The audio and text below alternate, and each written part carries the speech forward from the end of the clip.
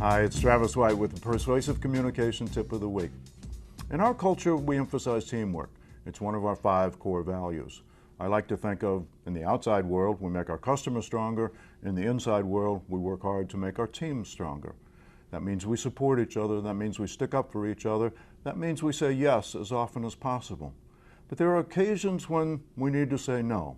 And those occasions might be you have a stack of projects that you're working on, someone comes in and asks you for an additional set of work, an additional project, and you know that if you accept that project, you're not going to fulfill these projects. And that puts you in conflict with another one of our core values, which is personal responsibility for results. You need to take responsibility for the results of these projects, perhaps before you can accept another project.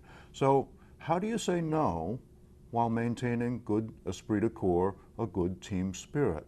That's the point, or that's the purpose of this video.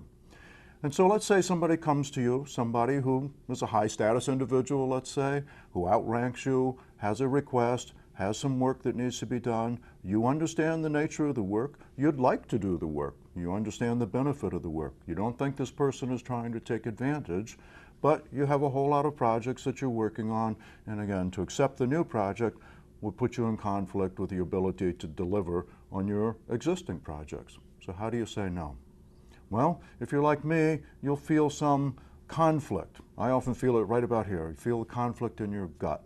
And the best way to say no, the simplest way to say no, is simply to express that conflict of saying, I would love to help you. I understand your need. I understand your request, but I'm overloaded already. I have these projects. You may want to name the projects you're working on, and I can't accept your project until I've completed those projects. So express that conflict that you're feeling. Help the person understand the situation you're in. Don't be sarcastic or flip. Sarcasm has no place in the Lawson way, but explain. Explain how you're feeling, explain the conflict. You might also defer. So explain is the first part, or defer. You might say to the person, look, I can't do it now, but if you'll come back next week and you still have the same need, I'll have time to do it then. And I'd urge you to say it that way rather than saying, yeah, just put it on my end basket, I'll get to it next week.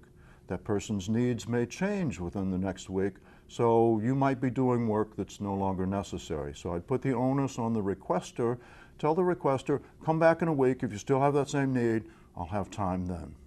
You can also invoke your manager. Talk about your boss and the things that you're doing for your boss and say, you know, I have all these projects. I need to get them done. I've made the commitment. I have the responsibility to complete those projects and to deliver them. However, if you talk to my manager, he or she may be able to change my priorities. So those are 3 ways to think about how to say no while maintaining good team spirit, while maintaining good relationships with the requester. 1, explain the conflict. 2, defer the request, put the onus on the requester again. Or 3, ask the requester to talk to your manager about changing priorities.